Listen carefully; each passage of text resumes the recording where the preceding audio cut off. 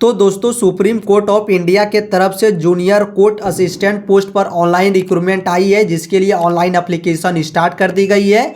आप यहां पर देख सकते हैं कि 5 फरवरी 2025 से इसके लिए ऑनलाइन एप्लीकेशन स्टार्ट कर दी गई है और लास्ट आप 8 मार्च 2025 तक इस पर ऑनलाइन एप्लीकेशन कर सकते हैं। तो आगे इस वीडियो में मैं आपको स्टेप बाय स्टेप बताने वाला हूं कि कैसे आप इस रिक्रूटमेंट के लिए ऑनलाइन एप्लीकेशन कर सकते हैं। आगे अगर आप इस फॉर्म के लिए अपने से ऑनलाइन नहीं कर पाते हैं तो आपको स्क्रीन के नीचे जो नंबर दिखाई दे रही होगी, इस नंबर पर कांटेक्ट कर आप इस फॉर्म को हमारे टीम के साइड से भी ऑनलाइन अप्लाई करवा सकते हैं, जिसके लिए मात्र आपको एक मिनिमम सा फी पेमेंट करना होगा और हमारी टीम के तरफ से घर बैठे आप इस फॉर्म को ऑनलाइन अप्लाई करवा सकते हैं। आगे आपको इसके लिए ऑनलाइन करने के लिए अपने से किसी एक ब्राउजर को ओपन कर लेना है। ब्राउजर ओपन करने के बाद आपको सिंपली सर्च करना है formdekho.com। आपके सामने में फॉर्म देखो कि ऑफिशियल साइट इस तरह से ओपन हो जाएगी। फिर आप स्क्रॉल कर नीचे आएंगे। अब आपको यहाँ पर लेटेस्ट जॉब वाले सेक्शन में सबसे फर्स्ट पर एक ऑप्शन दिखाई दे रहा होगा SCI junior court assistant recruitment 2025 का। आप इसके ऊपर क्लिक करेंगे। मैं इसकी लिंक जो है वो वीडियो के डिस्क्रिप्शन बॉक्स पर भी लगा दूंगा, आप चाहे तो वहां से डायरेक्टली इस पेज पर आ सकते हैं। अब आप यहीं से हमारे व्हाट्सएप ग्रुप और टेलीग्राम ग्रुप को ज्वाइन कर सकते हैं, क्योंकि हम लोग इस पर काफी जल्दी सारी अपडेट्स को पोस्ट करते रहते हैं। फिर आप स्क्रॉल कर नीचे आएंगे। अब यहाँ पर आप इंपॉर्टेंट डेट्स में देखेंगे कि मैंने सारी इंपॉर्टेंट डेट्स को यहाँ पर मेंशन कर दिया है। एप्लीकेशन फी की बात करूँ तो अगर आप जनरल OBC या फिर EWS कैंडिडेट होंगे तो आपको 1000 की फी पेमेंट करनी होगी और कोई कैंडिडेट अगर SC ST या फिजिकल हैंडीकैप वाले कैंडिडेट है तो उन्हें यहाँ पर 250 रुपये की फी पेमेंट करनी होगी। आगे सारी चीजें मैंने यहाँ पर दे दी है। इसके लिए एलिजिबिलिटी जो है, आपने अगर बैचलर डिग्री यानी कि ग्रेजुएशन करके रखी है किसी भी सब्जेक्ट से तो आप इस फॉर्म के लिए ऑनलाइन अप्लाई कर सकते हैं। साथ ही आपकी जो इंग्लिश की टाइपिंग है वो 35 वर्ड पर मिनट होनी चाहिए। साथ ही आपको यहाँ पर कंप्यूटर की नॉलेज होनी चाहिए, तो आप इस फॉर्म के लिए ऑनलाइन अप्लाई कर सकते हैं। आगे ऑनलाइन अप्लाई करने के लिए आप सबसे नीचे आएंगे। यहाँ पर सबसे पहले आपको रजिस्ट्रेशन करनी होगी। रजिस्ट्रेशन करने के लिए आपको यहाँ रजिस्ट्रेशन के ऑप्शन पर क्लिक करनी है। इस ऑप्शन पर क्लिक करने के बाद आपको यहाँ पर कुछ सेकंड का वेट करना है, फिर रजिस्ट्रेशन पेज ओपन हो जाएगा। सबसे पहले आप जिस पोस्ट के लिए ऑनलाइन अप्लाई करना चाहते हैं उस पोस्ट को आप यहाँ से सेलेक्ट करेंगे। पोस्ट कोड आपको ऑलरेडी यहाँ पर दिखाई देगी। फिर आप अपने नाम को यहाँ पर इंटर करेंगे। जो भी कैंडिडेट फॉर्म अप्लाई कर रहे हैं वो अपने नाम को यहाँ पर टाइप करेंगे। फिर आप स्क्रॉल करेंगे। अब आपको यहाँ पर अपनी मोबाइल नंबर इंटर करनी है। उसी मोबाइल नंबर को आपको कंफर्म कर लेनी है। अगर आपके पास कोई अल्टरनेट मोबाइल नंबर है तो उसे आप दे सकते हैं, नहीं तो इसे आप छोड़ देंगे। फिर आपको यहाँ पर अपनी ईमेल आईडी इंटर करनी है। उसी ईमेल आईडी को आपको यहाँ पर कंफर्म कर लेनी है। ईमेल आईडी और मोबाइल नंबर जो आप यूज करते होंगे उसी को आप इंटर करेंगे। फिर आपको यहाँ पर गेट OTP के ऑप्शन पर क्लिक कर लेनी है। आपको एक कैप्चा फिल करने को आएगा। कैप्चा को फिल करते ही आपके मोबाइल नंबर और ईमेल आईडी पर एक OTP सेंड की जाएगी। उस OTP को आप इंटर करेंगे। OTP इंटर कर वेरीफाई करेंगे। फिर आई एग्री के ऑप्शन पर आप टिक करेंगे। देन आपको यहाँ पर एक कैप्चा दिखाई दे रही होगी, उस कैप्चा को आपको यहाँ पर फिल करनी है। देन री वेरीफाई के ऑप्शन पर आपको क्लिक कर देनी है। तो आगे मैंने यहाँ पर अपनी OTP इंटर कर दी है। OTP state bank of India के तरफ से भेजी जाएगी, तो उस OTP को मैंने यहाँ पर इंटर कर ली है। फिर इस कैप्चा को भी मैंने यहाँ पर इंटर कर दिया। अब री वेरीफाई के ऑप्शन पर मैं क्लिक करूंगा। मेरी सारी डिटेल इस तरह से ओपन हो जाएगी। आपके केस में आपकी डिटेल्स यहाँ पर ओपन होगी। सारी डिटेल्स के आगे आप इस बॉक्स के ऊपर टिक करेंगे। बॉक्स पर टिक करने के बाद आप सबमिट के ऑप्शन पर क्लिक करेंगे। फिर आपके सामने में प्राइवेसी नोटिस इस तरह से ओपन होगी। आप आई एग्री के ऑप्शन पर क्लिक करेंगे। फिर यहाँ ओके कर देंगे। ओके के पर क्लिक करते ही आपके सामने में इस तरह से नोटिस बोर्ड ओपन हो जाएगी। रजिस्ट्रेशन सक्सेसफुली का आपका जो रजिस्ट्रेशन नंबर है वो आपको यहाँ पर शो हो रही होगी।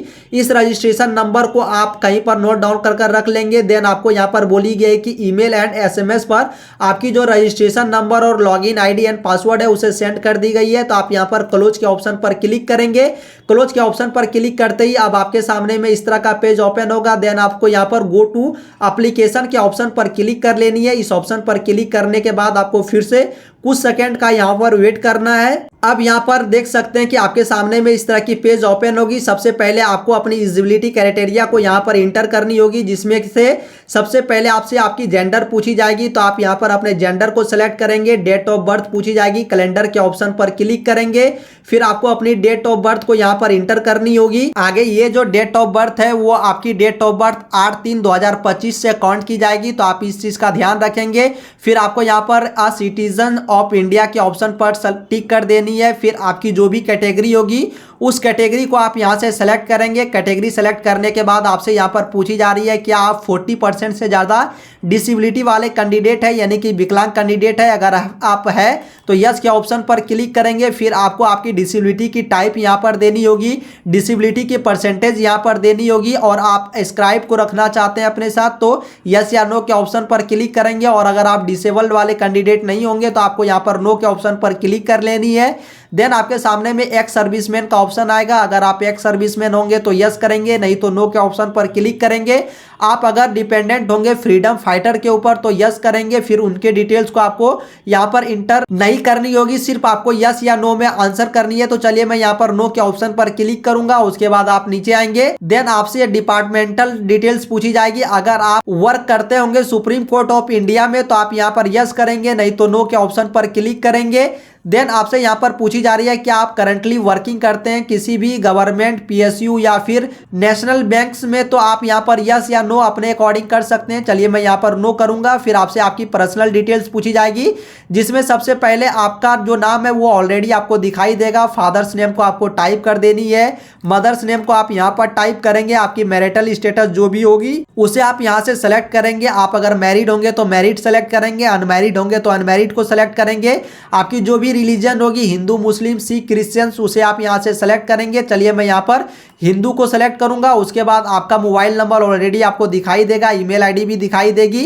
देन आपको गवर्नमेंट आईडी प्रूफ को यहां पर सेलेक्ट करनी होगी। यहां पर आप pan card, voter ID card, passport या फिर ड्राइविंग लाइसेंस किसी को सेलेक्ट कर सकते हैं। चलिए मैं पैन कार्ड को सेलेक्ट करूंगा।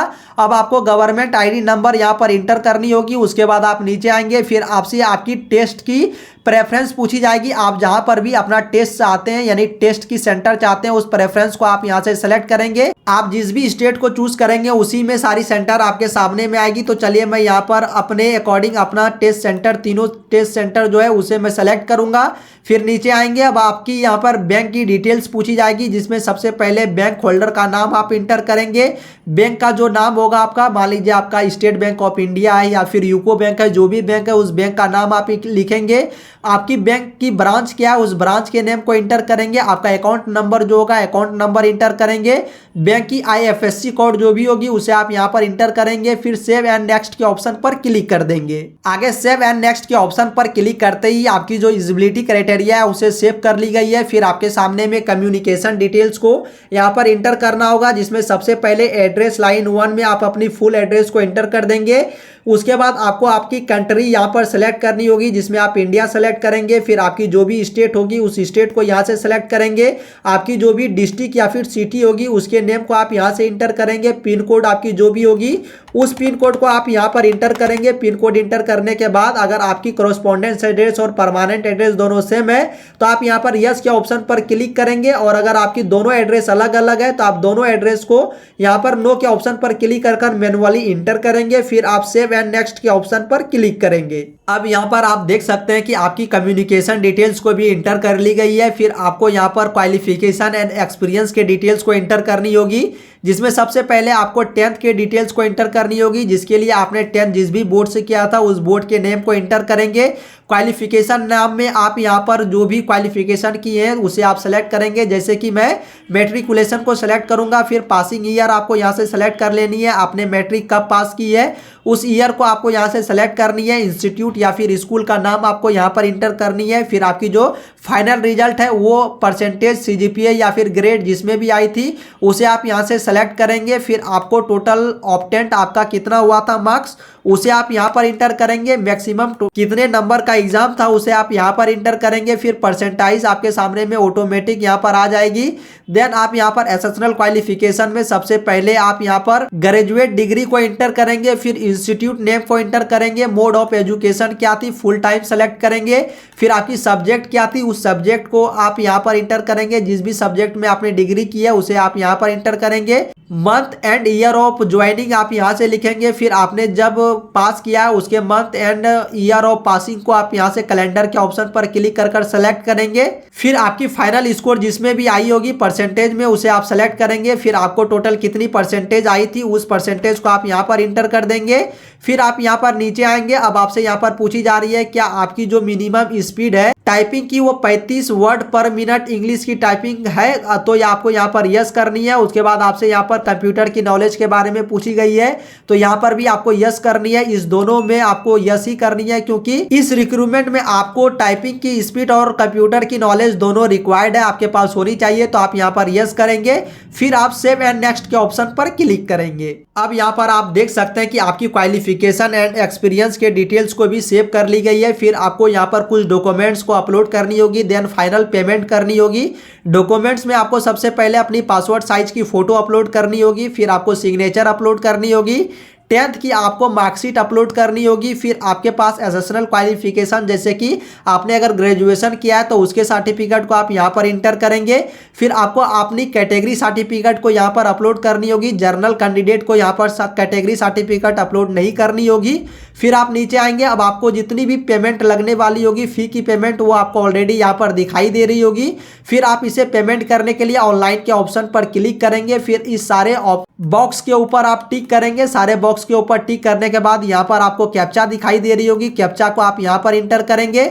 फिर आप प्रीव्यू के ऑप्शन पर क्लिक कर देंगे। आप प्रीव्यू के ऑप्शन पर क्लिक करते ही आपके फॉर्म की पूरी प्रीव्यू इस तरह से ओपन हो जाएगी। एक बार आप सारी डिटेल्स को अच्छे से चेक करेंगे कि आपने जो भी डिटेल्स इंटर की है सारी डिटेल्स सही है। अगर आपको लगती है कि आपकी सारी डिटेल्स सही है तो आप यहाँ पर कट के ऑप्शन पर क्लिक करेंगे, फिर सबमिट के ऑप्शन पर क्लिक कर देंगे। और अगर आपको लगती है कि आपकी कोई भी डिटेल्स आपने गलत इंटर कर दी है तो अभी आप बैक के ऑप्शन पर क्लिक कर कर उस डिटेल्स को एडिट कर सकते हैं। तो चलिए, मैंने यहाँ पर कोई भी डिटेल्स को डेमो के तौर पर फिल कर कर आपको बताई हुई है, तो मैं यहाँ पर सबमिट के ऑप्शन पर क्लिक करूंगा, फिर आई एग्री के ऑप्शन पर क्लिक कर दूंगा। फिर अब आपके सामने में यहाँ पर पेमेंट डैशबोर्ड ओपन हो जाएगी। आपकी टोटल फी आपको यहाँ पर शो हो रही होगी। फिर आप यहाँ पर credit card, debit card, net banking, UPI या फिर क्यूआर कोड के थ्रू पेमेंट कर सकते हैं। तो चलिए, मैं क्यूआर कोड के ऑप्शन पर क्लिक करूंगा। फिर आपको यहाँ से क्लिक कर कर भीम यूपीआई को सिलेक्ट कर लेनी है।